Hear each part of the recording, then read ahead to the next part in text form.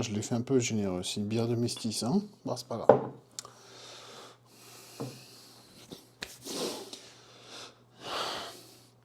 Salut Pissabob, bonjour les rôlistes, je suis Sébastien, et une vidéo en dehors de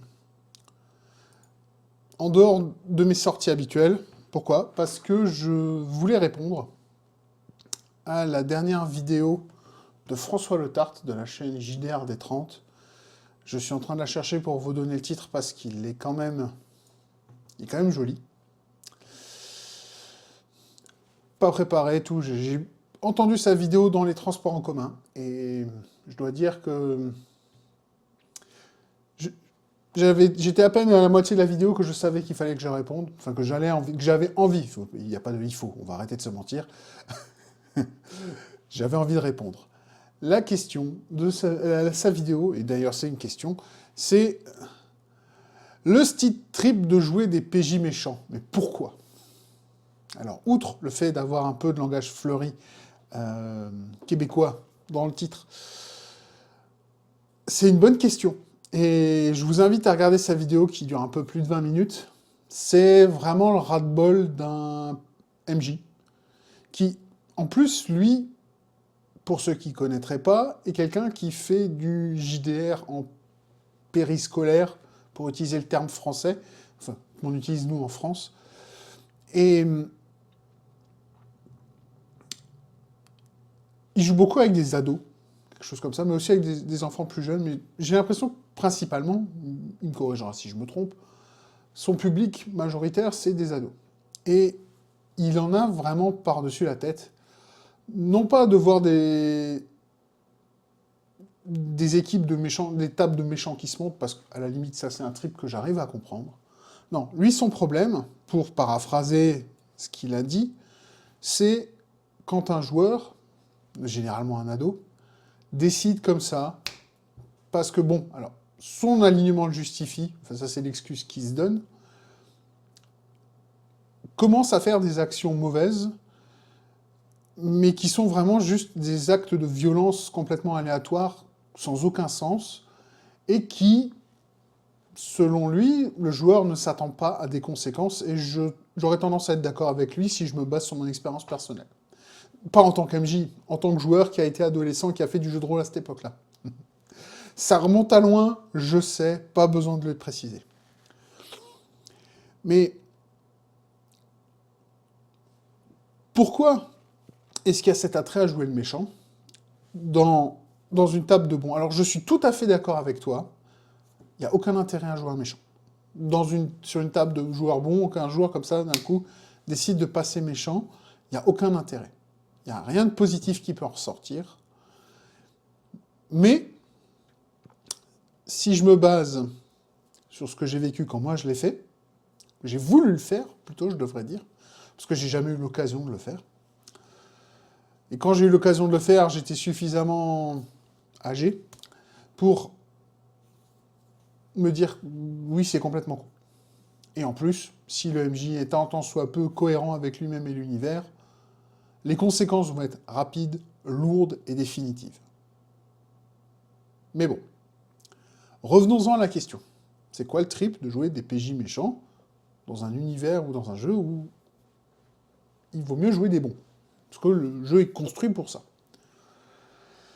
Eh ben, je vois plusieurs raisons. Alors, je ne suis pas psychiatre, psychanalyste ou psychologue. Je ne joue pas avec des ados ou des enfants.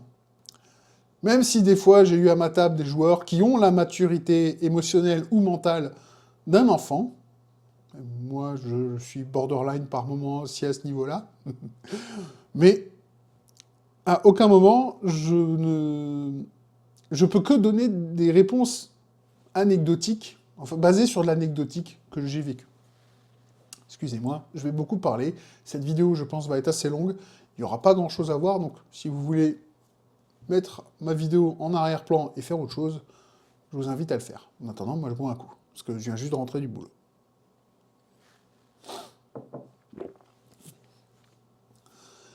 Et donc, il faut que j'arrête avec ce tic de langage.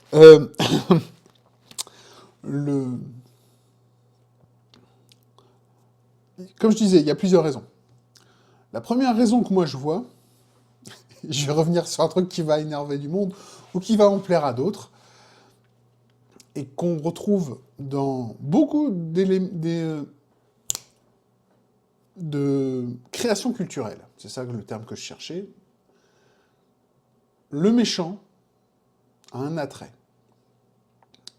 Pourquoi est-ce que il y a autant de monde qui adore Darth Vader, et qui préfère Darth Vader ou Darth Maul à Luke Skywalker ou Obi-Wan Kenobi?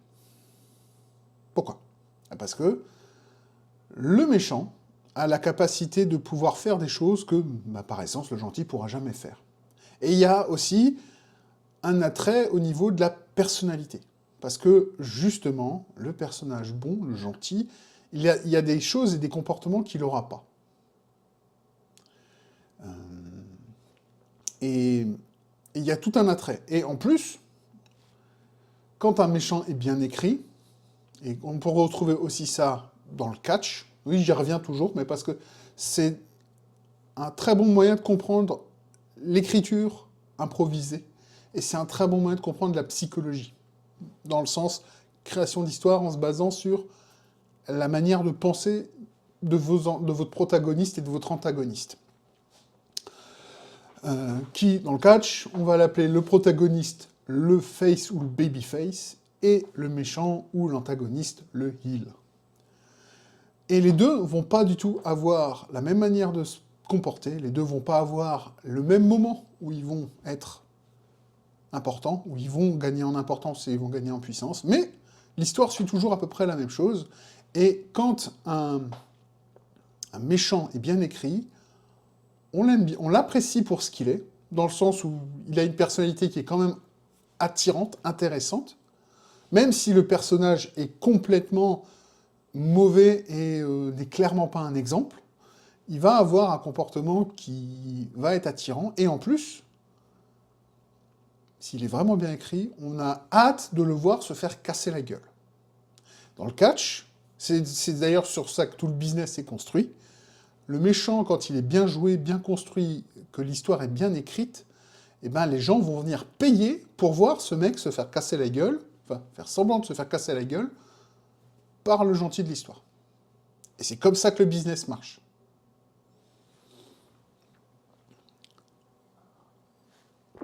Et ben, dans le jeu de rôle, c'est pareil.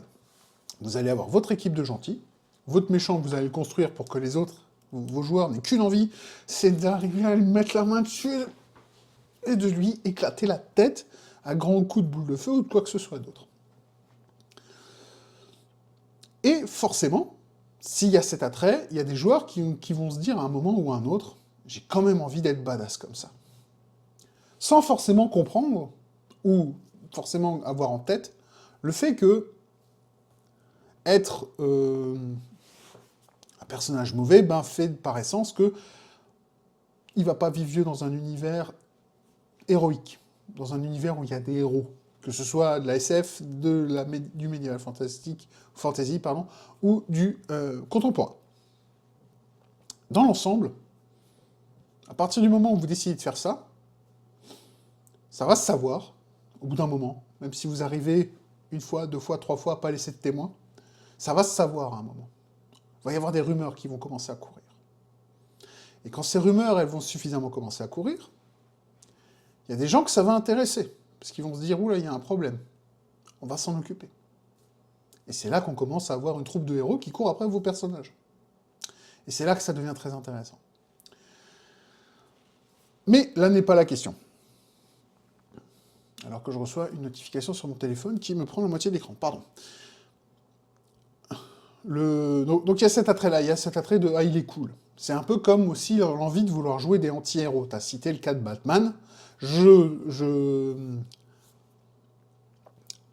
surenchérirais en parlant du cas de Punisher. The Punisher est un anti-héros qui a un attrait très important, et dans le sens où, alors, il va avoir des objectifs qui va s'aligner avec des personnages bons, des héros, mais il va il a décidé, à tort, à raison, parce que c'est complètement une philosophie qu'il a construite, ou simplement basée sur la réaction et l'émotion. Et si on connaît le personnage, c'est complètement ça, hein. C'est la réaction et l'émotion. Le mec a été détruit, donc il relâche toute cette émotion comme ça en décidant de... Tout qui se casse la gueule ici. Il décide d'être ce déferlement de violence et de rage envers tous ceux qu'il considère coupables. À partir du moment où vous êtes considéré coupable par ce mec, au mieux, on va vous ramasser, vous allez finir à l'urgence, ou plus certainement, c'est le médecin légiste qui va venir vous ramasser, voire peut-être même en morceaux. Mais voilà, c'est ce genre de personnage-là, pour moi, je classe aussi avec le même attrait du vilain, c'est que justement, il peut se permettre de faire des choses que le gentil ne peut pas faire. Alors, du côté des adolescents, il y a un truc qui n'est pas compris, je peux le garantir, parce que moi je l'ai vécu, j'ai des amis qui ont fait les mêmes conneries, et on n'avait pas compris le concept de conséquences. Donc, de conséquences sociales aux actes. Et à partir du moment où tu fais quelque chose, jamais rien ne se passe sans tout aura une conséquence, tout aura une réaction. Même si c'est pas instantané, c'est sur la durée, comme je l'ai dit avant. Et c'est là mon deuxième point. Généralement, les jeunes qui font ça, c'est des jeunes qui sont en train de tester des limites. Moi, je vois ça comme ça. Alors pareil, hein, pas psychologue, je me base sur comment moi je l'ai vécu. Il va tester des limites qu'il ne peut pas tester dans la vie réelle, sans avoir de très très gros problèmes. Et donc, sur ce, j'enchaînerai à une question que tu as posée à la toute fin, François, c'est « Non, ne t'arrête pas de maîtriser, continue. » Et oui, c'est chiant, oui, c'est frustrant, oui, des fois, tu as envie de prendre le gosse et probablement de lui en coller une grosse tarte à travers la gueule, mais le jeu de rôle a cet avantage qui permet à des jeunes, à des ados, de tester des limites qu'ils ne peuvent pas tester. Et ça veut dire que toi, tu vas devoir être cette limite. C'est chiant, je sais. C'est usant. Ça prend de l'énergie. C'est démoralisant même par moments. Je comprends, tout à fait. Mais le besoin de tester ces limites, c'est parce que justement, soit c'est des enfants qui n'ont jamais eu en face d'eux une vraie limite, et donc ils vont continuer à pousser des choses parce qu'à la maison on les a laissés passer, parce que les parents ne sont pas là pour s'en occuper, parce que les parents avaient décidé que ce serait l'État qui s'occuperait de leurs gamins, parce que les parents ils ont vécu ça aussi, et que le gamin ne fait que répéter ce qu'il voit et ce qu'il connaît. Il y a plein de raisons, il y a plein de trucs, je ne vais pas rentrer dans la psychologie de comptoir, même si... à la vôtre. Moi, je vois ça comme ça. C'est vraiment... Il y a cet intérêt de pouvoir expérimenter. Alors oui, ça a sa place dans le jeu de rôle, et je comprends tout à fait, par contre, que ça n'a pas sa place, et on est d'accord là-dessus, ça n'a pas sa place à une table avec 4, 5, 6 autres gamins qui veulent jouer. Ça, c'est quelque chose que le gamin doit trouver le temps, et un MJ, pour pouvoir faire ça en solo, ou en groupe, petit groupe, avec des gens qui veulent faire pareil. Mais tu peux pas faire effectivement ça dans une partie publique. Enfin, une partie où c'est pas l'objectif. Ça n'a pas été défini tel quel dans la session 0. Parce que bien sûr, je suppose que même si tu fais du périscolaire, tu vas avoir tendance à avoir des sessions 0. Et donc voilà, il y a ce point-là aussi, même si je pense que ça justifie pas tout, hein, mais il y a ce côté découverte, il y a ce côté expérimentation je pense qu'on peut pas nier. Il y a, comme je disais, le premier côté, l'attrait du méchant, l'attrait du cool. Le problème, c'est que généralement, parce que c'est mal expliqué, mal construit dans les histoires, les conséquences arrivent, mais le monomythe, le mythe du héros, ou l'histoire d'un groupe, d'un univers qui se lève comme ça contre le mal, eh ben, il y en a certains qui vont pas comprendre que ça, c'est la conséquence justement des actes du mauvais, du méchant.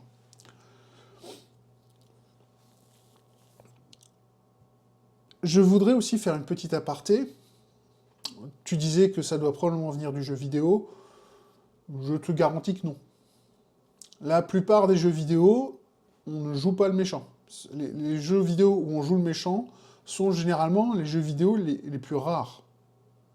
Et généralement, c'est des jeux qui, si les parents faisaient leur boulot, les enfants ne pourraient pas y jouer, parce que généralement, ils sont déconseillés aux enfants. Ils sont, pour les vrais jeux où tu joues vraiment des salopards et des gens mauvais, méchants, dangereux, ça va être des jeux qui vont être 14+, 16+. Mais bon, quels parents font attention aux jeux vidéo auxquels leurs enfants jouent? En pensant que c'est comme un film, c'est comme une série, ça peut se désamorcer en parlant. Ça peut, mais ça va demander beaucoup plus d'implication parce qu'il y a une part active aux jeux vidéo. On a réalisé les actions qu'on a vues, d'une manière ou d'une autre. Et il y a aussi ce côté-là, justement, dans le jeu de rôle, le CRPG, le jeu de rôle informatique. Vous avez généralement, la plupart du temps, dans les réponses préenregistrées, prédéfinies de votre personnage possible pour votre personnage, la possibilité d'être soit le connard sarcastique qui va répondre tout avec une louche d'acide qui est très rigolo à répondre parce que ça permet justement d'avoir cette catharsis d'être l'enculé qu'on n'arrive pas et qu'on peut pas être décemment. Si on veut rester quelqu'un de sobre, moral, décent justement dans la société, on ne peut pas se permettre d'être comme ça. Dans le jeu de vidéo, on va pouvoir avoir cet exutoire et le faire. Il y a peut-être aussi ce côté-là dans le jeu de rôle, ce côté exutoire. L'idée de peut-être canaliser un peu de violence par là. De la même manière que certains écoutent du métal pour canaliser une violence qui les emmerde. Et justement, si vous fréquentez du métalleux, bah vous savez que généralement, c'est des gens qui sont relativement calmes et posés en dehors des mosh pits, parce que, ben justement, on a pu se débarrasser de tout ce bagage, toute cette merde que les autres traînent constamment avec eux, et ça doit être usant, mais usant. Mais bon, c'était une aparté, ça n'a rien à voir. Je reviens à mon point. Le troisième point que je voulais explorer, qui bien sûr entre-temps s'est fait la malle, donc il va falloir que j'y cours après.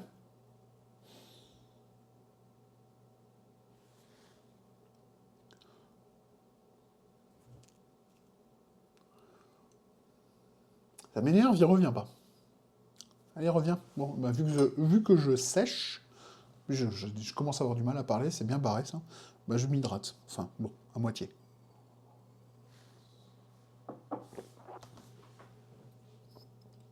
Il va probablement y avoir une coupure ici, jusqu'à ce que je retrouve mon point. Le troisième point que je vois, il est simple, et il peut expliquer ça, même ce comportement, même chez un adulte, c'est l'ennui.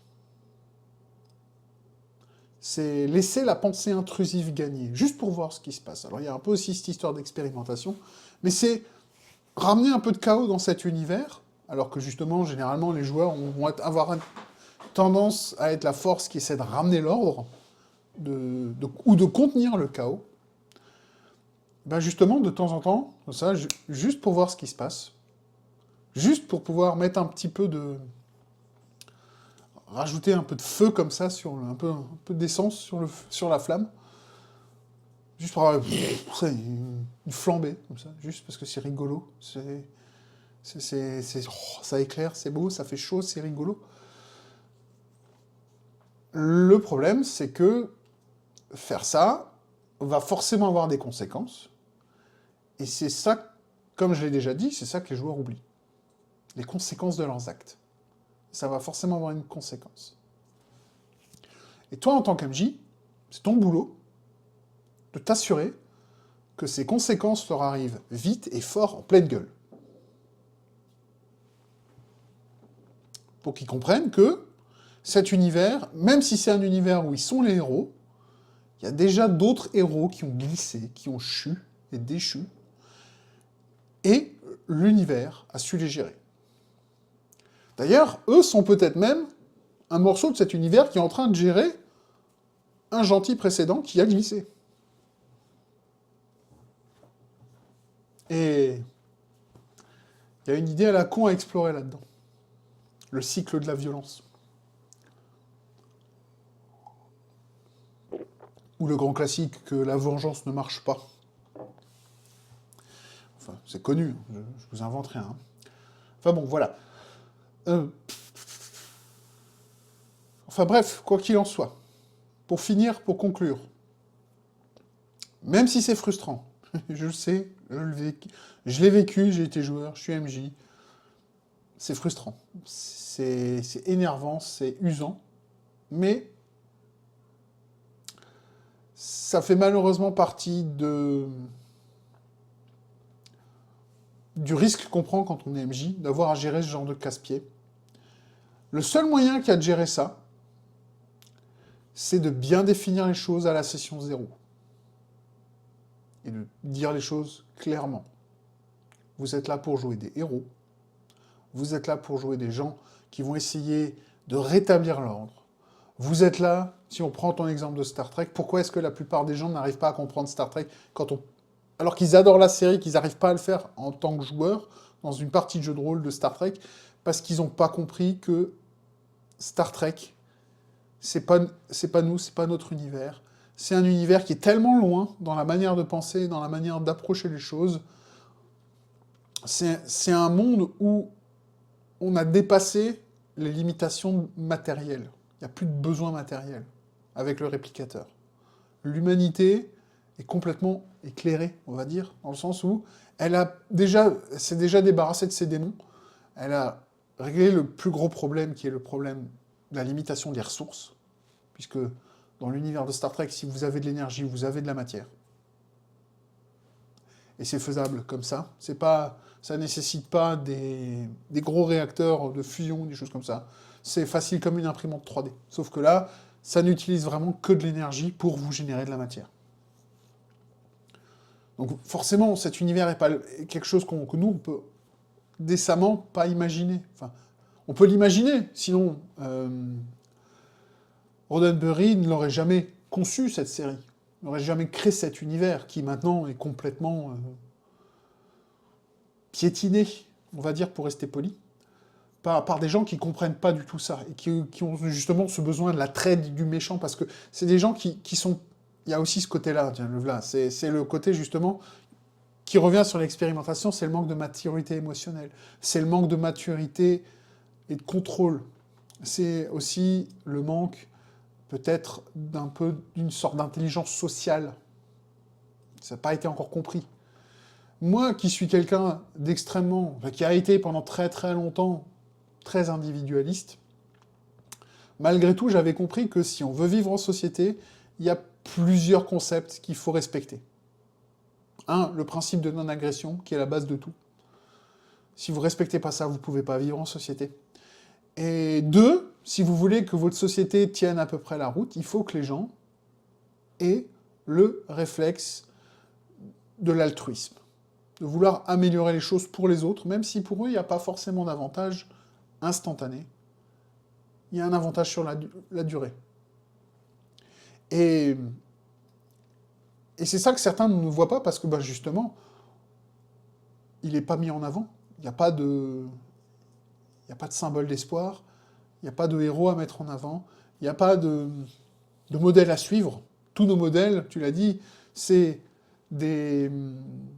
C'est quoi? C'est des personnalités, c'est des célébrités, c'est des politiciens qui... Alors dans le cadre des politiciens, ils en ont fait leur métier, et ils ont fait un service public, ils en ont fait un métier.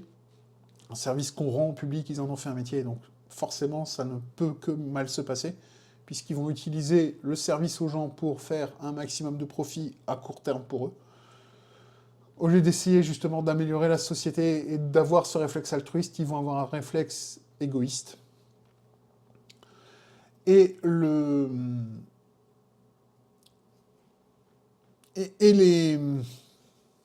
les célébrités qui ont tout, elles ne sont que dans l'hédonisme pur et vont chercher juste à vivre leur meilleure vie, et ils ont raison, parce que c'est ce qu'on fera tous si on était à leur place, et sont convaincus que leur avis compte, alors que leur avis est aussi important que le mien, c'est-à-dire pas du tout. Et tout le monde est libre de l'ignorer. Il ferait même mieux de l'ignorer parfois. Enfin bon, je me comprends. Pareil, c'est de la philosophie de comptoir, on va laisser ça derrière. Mais voilà, je pense que je pourrais encore parler un petit peu, mais en gros, dans l'ensemble, c'est ça que je vois. Et franchement, comme je disais déjà avant, et je le dis, je le répète, je persiste et je signe. T'arrêtes pas, François. Pas pour ça. Ça fait partie du jeu, ça fait partie de ce pourquoi nous on signe en tant qu'MJ, de devoir gérer ce genre de choses. Alors, tu as tout à fait raison en disant que t'es pas psychologue, t'es pas assistante sociale. C'est pas du tout ton rôle en tant qu'MJ. Et par moment, il va falloir identifier ces cas-là, ces problèmes-là, et mettre une tarte suffisamment forte dans le jeu pour que le joueur comprenne. Pas le personnage, le joueur. Et là, on arrive à un truc très très difficile à faire, et très dangereux à faire, c'est... Parce que généralement, les joueurs qui font ça, c'est parce qu'il y a des trucs qui sont pas fixés complètement chez le joueur. Et justement, toi, en lui montrant ce qui va se passer, les conséquences jusqu'au bout, même parfois jusqu'à l'absurdité complète, eh ben ouais. Le problème, c'est que tu ne peux pas punir, on ne peut pas punir le reste de la table pour les agissements d'un connard. Et donc, comme je disais avant, la session 0 est très importante à définir les limites.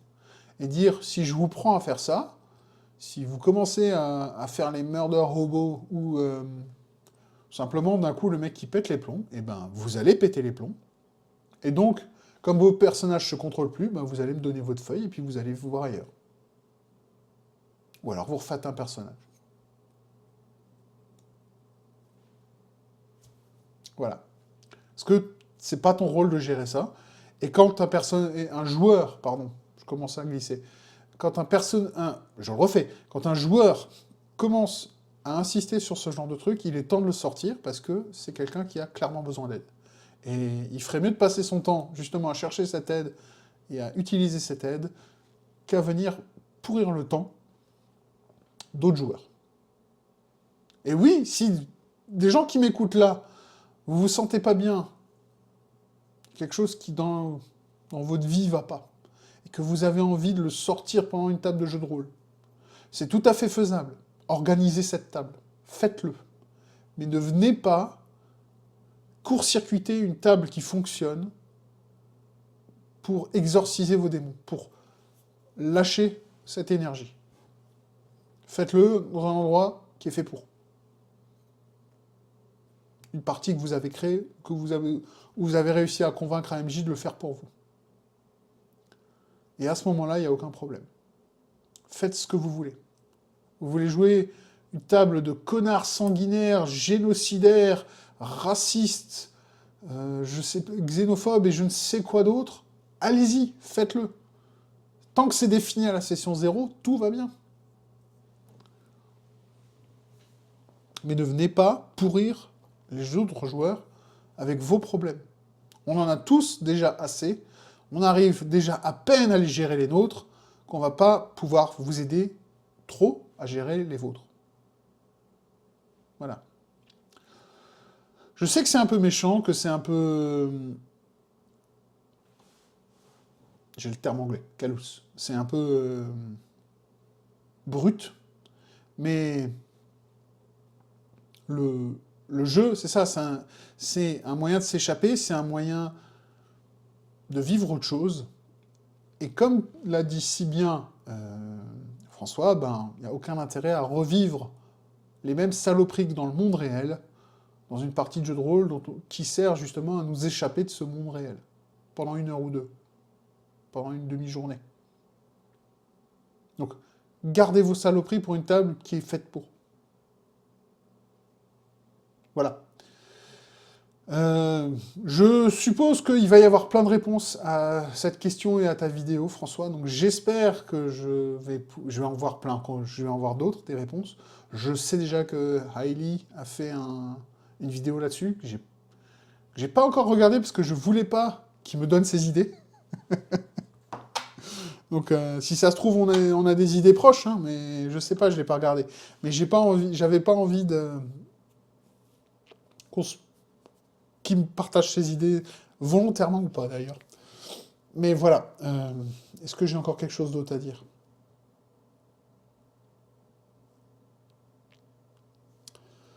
Je crois pas. Si j'ai quelque chose à dire, de toute façon, je vais faire un fondu et je vais vous parler tout de suite.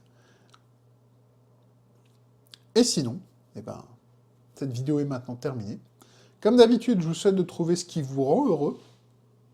Et même si la musique te rend heureux, François, n'oublie pas que le jeu de rôle te rend aussi probablement heureux. Même s'il faut deux fois gérer des puits d'énergie, comme ça, des trous noirs à énergie, qui demandent justement, de relâcher une partie de son énergie à soi pour pouvoir les gérer. Et je tape dans mon micro. Et voilà. Donc, trouvez ce qui vous rend heureux. Et en attendant ma prochaine vidéo, donc qui sera demain pour la réponse de RPG Week, qui j'espère sera beaucoup plus légère, eh ben, je vous dis à demain, ou comme on dit chez moi, peace, rien.